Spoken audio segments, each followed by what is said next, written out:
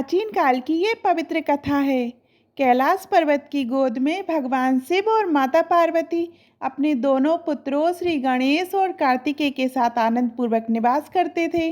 दोनों पुत्र माता पिता के अत्यंत प्रिय थे, परंतु उनके स्वभाव और आदतों में बड़ा अंतर था।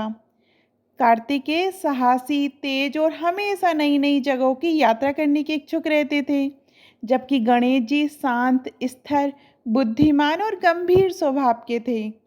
एक दिन माता पार्वती ने कैलाश पर नंदनवन में एक दिव्य यज्ञ का आयोजन किया। चारों ओर मंत्रों की ध्वनि गूंज रही थी। देवता, ऋषि मुनि और गंधर्व वहां पधारे। यज्ञ पूरा होने के बाद सभी को भोजन कराया गया। भोजन की थालियों में कचौरियाँ, पुड़ियाँ, मिठाइयाँ, रस से भरे पकवान, विविध फल रखे गए, लेकिन रसोई का सबसे विशेष व्यंजन था मोदक। ये मोदक साधारण नहीं था, बल्कि माता पार्वती ने स्वयं अपने हाथों से अत्यंत प्रेम और श्रद्धा के साथ बनाया था। भोजन के बाद माता पार्वती ने अपने दोनों पुत्रों को बुलाया और कहा, मेरे लाडले गणेश और कार्तिकेय, आज मैंने तुम्हारे लिए एक विशेष मिठाई बनाई है, जिसे मोदक कहते हैं। लेकिन ये मोदक केवल उसी को मिलेगा जो ये सिद्ध करे कि वह सच्चे अर्थों में ज्ञान और भक्ति में श्रेष्ठ है।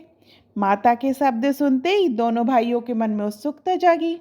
कार्तिकेय उत्साह से बोले, माँ, मैं पूरे संसार की यात्रा करूँगा और बताऊँगा कि किसके पास सबसे अधिक ज्ञान और भक्ति है।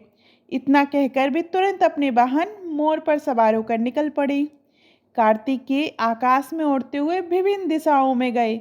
उन्होंने तीर्थों का भ्रमण किया, ऋषियों और साधुओं से मिले, राजाओं और प्रजा का हाल जाना, विभिन्न लोकों, पाताल, धरती और स्वर्ग का भी दर्शन किया।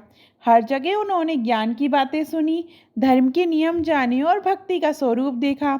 लेकिन जितना अधिक वे घूमते, उतना ही उनके मन में उलझन बढ़ती गई।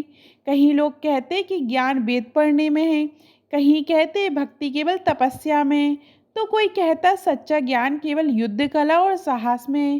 कार्तिकेय थक कर भी संतुष्ट नहीं हो पाए। उधर कैलाश पर गणेश जी शांत भाव से बैठे रहे। उन्होंने ना कहीं यात्रा की, ना किसी को परेशान किया। जब माता ने पूछा, गणेश तुम यात्रा पर क्यों नहीं गए? गणेश जी हाथ जोड़कर विनम्र स्वर में बोले, माँ, मेरे लिए तो सारा जगत आप और पिता ही हैं।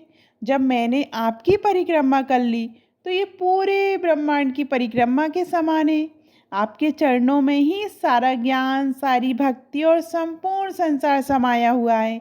माता पिता की सेवा और चरणों में जो समर्पण है, वही सबसे बड़ा धर्म है। माता पिता को अपना सारा ब्रह्मांड मान लेना ही गणेश जी की सबसे बड़ी बुद्धिमानी थी। थोड़ी देर बाद कार्तिकेय अपनी लंबी यात्रा से थके हारे लौटे। उन्होंने माता से कहा, माँ, मैंने पूरी दुनिया देखी, लेकिन ज्ञान और भक्ति का असली स्वरूप कहीं नहीं मिला। हर जगह अलग अलग उत्तर मिले। तभी माता पार्वती ने गणेश जी को बुलाया और उनकी बात सुनने के बाद मुस्कुराई। बट्स गणेश, तुमने सच्चे ज्ञान और भक्ति का अर्थ समझा दिया। सच्ची भक्ति माता पिता और गुरु की सेवा में है, इसलिए ये मोदक तुम्हें ही मिलेगा। माता ने वह विशेष मोदक गणेश जी को दिया। गणेश जी ने जैसे ही मोदक का स्वाद चखा, तो उनके हृदय में आनंद का सागर उमड़ पड़ा। उन्हें वह इतना प्रिय लगा कि उन्होंने निश्चय किया, अब से ये मोदक उनका सर्वप्रिय भोग होगा। ये कथा हमें सिखाती है, सच्चा ज्ञान केवल शास्त्र पढ़ने, दुनिया घूमने या बाहरी दिखावे से नहीं मिलता। सच्चा ज्ञान माता पिता और गुरु के चरणों में समर्पण करने में है।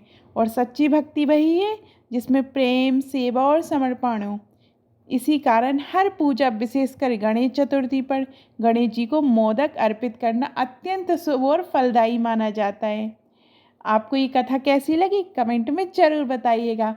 और अभी तक आपने हमारे चैनल धार्मिक चमत्कार को सब्सक्राइब नहीं किया है, तो सब्सक्राइब करिएगा। धन्यवाद।